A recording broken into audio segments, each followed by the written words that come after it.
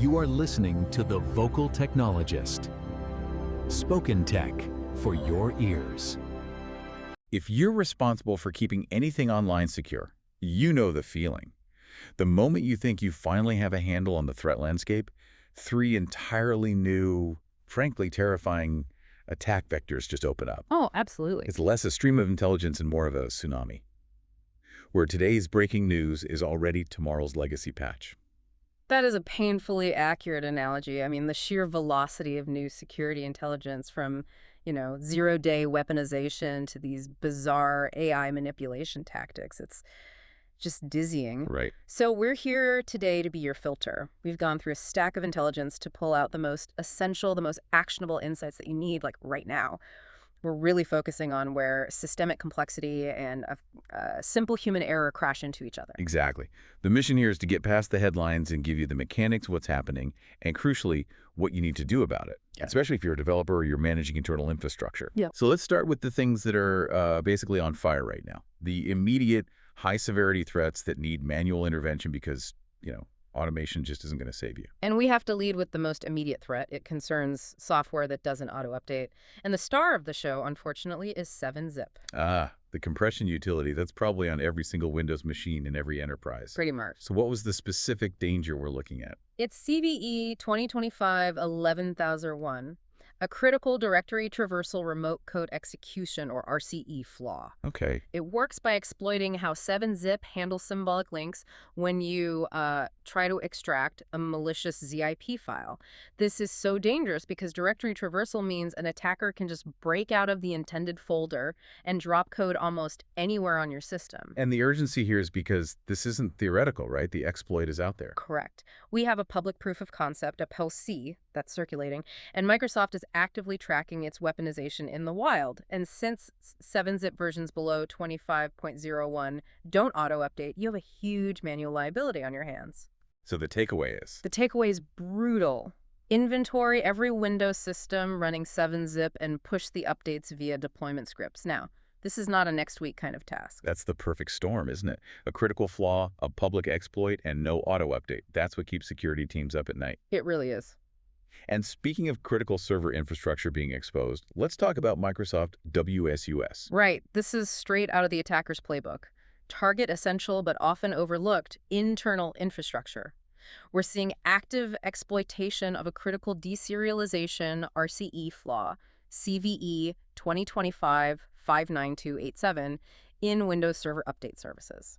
And for anyone listening who isn't, knee-deep in server admin, WSUS is the thing that manages and pushes updates across the entire corporate network. If an attacker owns that, they own the keys to the kingdom. Precisely. And once they exploit that RCE, they get system privileges and deploy the ShadowPad malware. The attack chain is particularly clever because of how they get persistence. Oh, so? They use Paracat for the initial access, and then they hide the persistence mechanism using DLL sideloading through a legitimate ELAN binary, etdctrlhelper.exe. So DLL sideloading, just to translate that for a second, that means the attacker is basically hiding their malicious code inside a trusted, known good system process. It's like hiding a spy in a palace guard's uniform. Exactly. And it makes it incredibly difficult for standard AV or EDR tools to spot it because it just looks like a legitimate component loading. This whole attack just proves that attackers are always looking for that one internal service that's too central or too complex to patch right away. Okay, before we move on from patches, there are 2 other high-priority ones. First, on the client side, Firefox. That was a big one. The vulnerability CVU 2025-13-16 was a critical memory bug stack buffer overflow, to be specific, in Firefox's WebAssembly engine, or WASM. And WASM is used for running high-performance code, like games and complex apps, right in the browser. Exactly. And if you can overflow the buffer, you can execute your own code remotely. Which is bad. Very bad. It exposed an estimated 180 million users. And what's truly staggering is that the flaw was just sitting there exposed and vulnerable for 6 months before the patch was released. 6 months. So if you use Firefox, an immediate update to version 145 or ESR 140.5 it's just non-negotiable. And finally, a perfect CVSS 10.0 score that luckily had a limited blast radius. Grafana. A perfect 10.0, yeah. CVE 2025-411 for 50, maximum severity.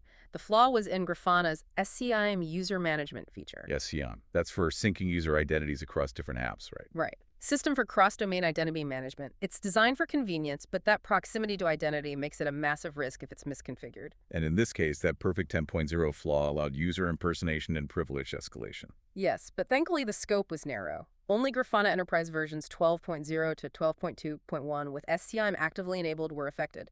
But if you were running that specific setup, an attacker could instantly become any user they wanted. It's a huge reminder that identity features, while convenient, are always the high-value target. Okay, so that's the urgent patch list. But manual patching and known vulnerabilities are really only half the battle. Let's talk about the systemic problem that just keeps dominating security intelligence. The expanding supply chain risk. Yes. I'm thinking specifically about the sophistication we saw in that NPM poisoning campaign, the Shai-Hulud worm. The Shai-Hulud worm was. Well, It was truly next level. It was an attack on trust itself. Over 300 NPM packages were poisoned, not through a vulnerability in NPM, but by compromising the accounts of legitimate maintainers. so they got the keys from the owners, and once they were in, they injected a malicious script. They injected a fake bun runtime pre-install script, and the payload was this massive 10-megabyte obfuscated JavaScript blob. The goal was just wholesale theft. Of what? Grabbing NTM tokens, cloud credentials for AWS, GCP, Azure. They even ran local secret scanning tools like TruffleHog to get everything they could. So the payoff is obvious credentials. But what made it a worm? How did it spread? That's the ingenious part. After stealing the credentials, they used these rogue GitHub action runners, bizarrely named SHA1HULED, to automatically republish the infected packages using the stolen NPM tokens. Wow. It weaponized the victim's own trusted identities to continue the attack. You couldn't trust the package, and you couldn't trust the maintainer who published it. That is a fundamental betrayal of the entire development trust chain. And we're talking about high-profile packages, too, like at Zapier said OK. With 2.6 million weekly downloads. It just hammers home that developer tools and the whole environment around them are the primary targets now. It absolutely reinforces the need for developer-specific security training that goes way beyond just don't click on weird links. They have to understand token management. They have to audit their CI/CD pipelines. Right. And this kind of brand jacking isn't just limited to package managers. It's happening everywhere developers and creators live. We saw it in VS Code extensions, where convenience is the bait. Precisely. A fake VS Code extension, prettier VS Code Plus, was deployed to look like a legit utility. It installed the Anivia stealer, which is sold as Malware as a Service, or MAS. So anyone can buy it. Anyone with a credit card. It used fileless execution and sandbox evasion to steal Windows credentials, browser data, even your WhatsApp chats. Using an assumed identity to get inside the most trusted tool in a developer's entire arsenal. And the threat is going beyond just code files now into digital assets. Yes, look at the creative community. Hackers are distributing malicious Blender 3D asset files on platforms like CG Trader. Blender has an auto-run feature, and attackers are embedding Python scripts into these assets that deploy StealCV2 data-stealing malware. So if you're a graphic designer or an architect, downloading a 3D model can now compromise your entire system. Your whole machine. That just expands the threat surface in such unpredictable ways. And this brings us right back to vendor risk. We saw massive data exposure through third parties, even for highly secure organizations. The OpenAI and Mixpanel incident is a perfect illustration. Mixpanel, their analytics vendor, was breached, and while the critical data, passwords, API keys were safe, the exposed metadata is gold for targeted phishing. What kind of metadata? OpenAI, API usernames, emails, location data. Exactly what you need to craft a convincing spear phishing email. It just highlights a non-negotiable rule. Yeah.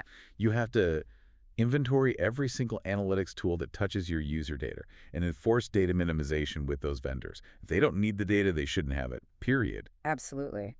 And in the financial sector, this isn't just a best practice anymore, it's becoming law.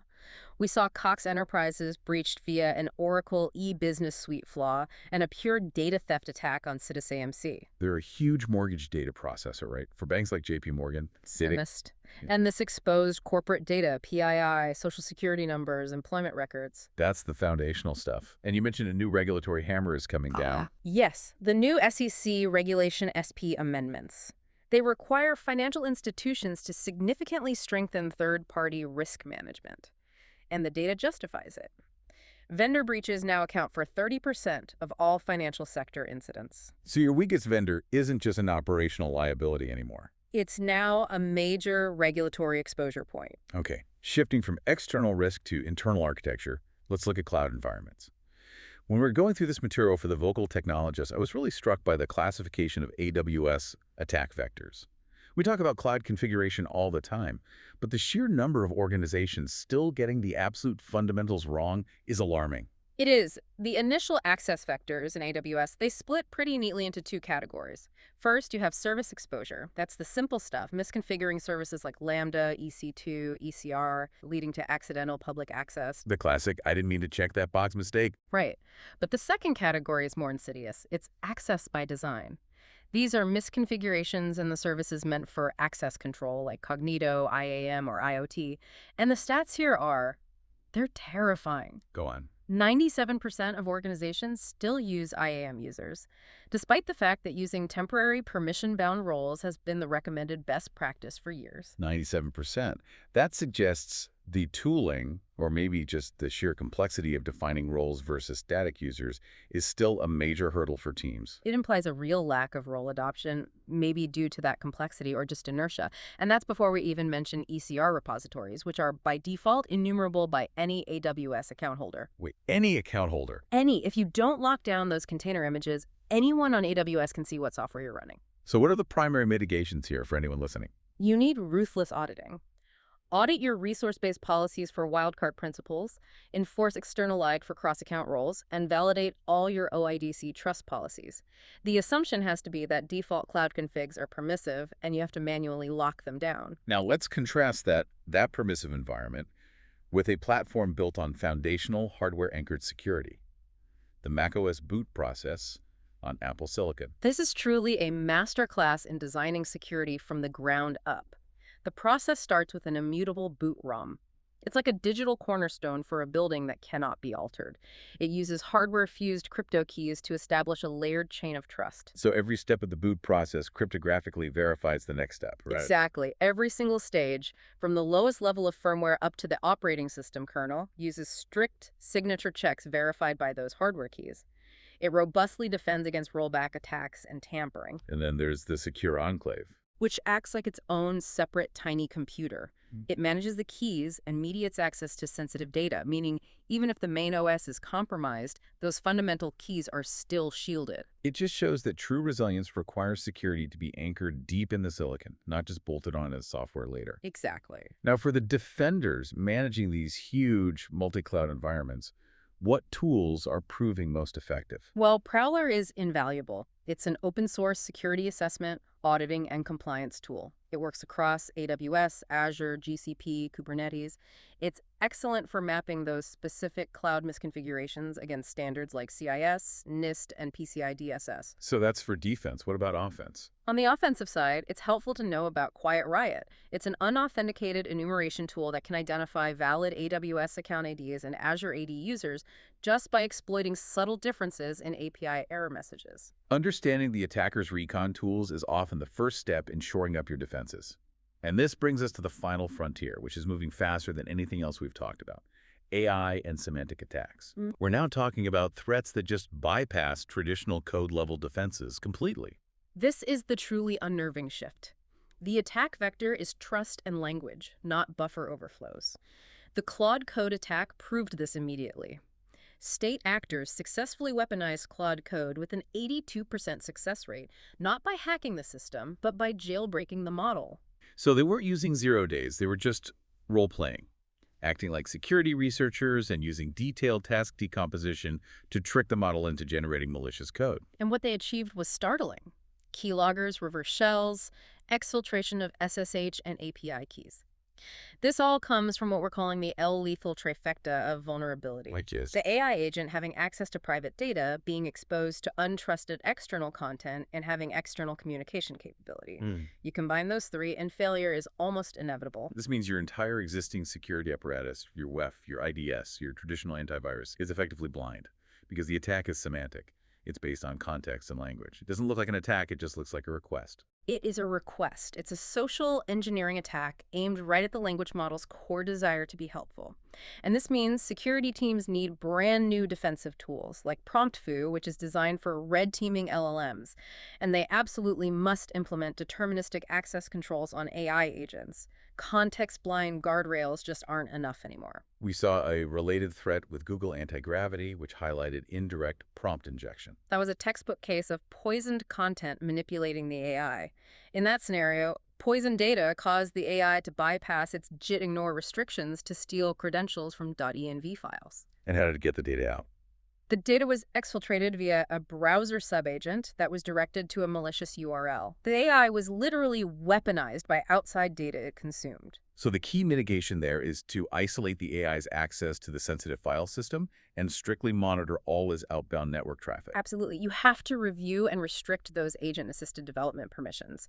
Treat your AI like a new employee who is extremely powerful but also inherently naive. And finally, the unfortunate democratization of cybercrime through these very tools.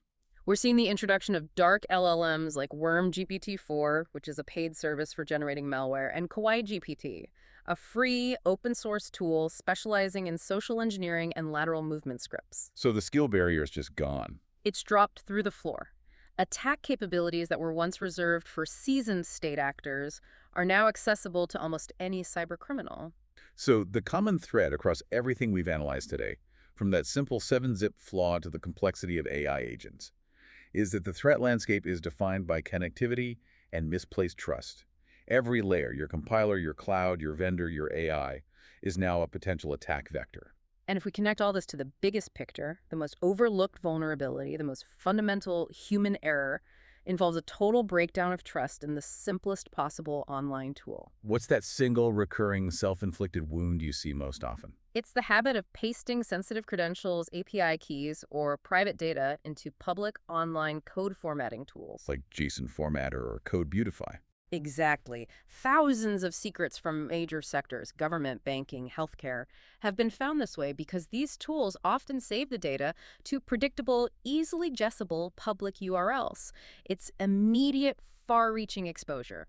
You have to assume any online tool you paste secrets into is recording them and publishing them instantly. That is the most potent final lesson.